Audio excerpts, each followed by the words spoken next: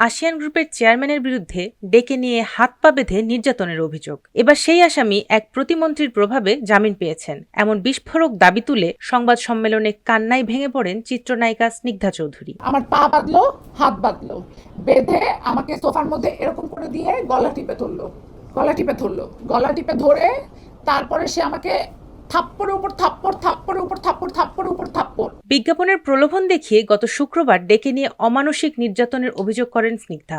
ভুল পরিচয়ের আক্রোশে তাকে আটকে রেখে কিভাবে নির্যাতন চালানো হয়েছিল সোমবার বনানীতে সংবাদ সম্মেলনে আবারও সেই ঘটনার বিবরণ দেন তিনি। ওখানে যখন আমাকে মেরে ফাটাই ফেলছে, আমি উপরের দিকে তাকায় শুধু দোয়া করতেছি, হাসবুনাল্লাহ ওয়া নি'মাল ওয়াকিল। সে আমাকে বলে কিনা, কি তোর এই দোয়া আল্লাহ শুনবে না, আমি বছরে 5 বার হজ করি।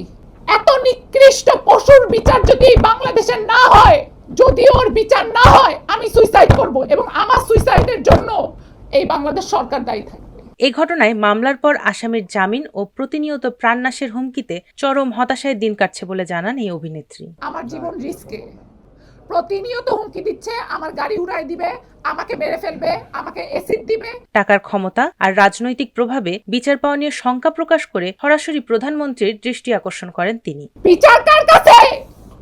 স্বরাষ্ট্র মন্ত্রণালয় কেন এখনো কথা বলতেছে না?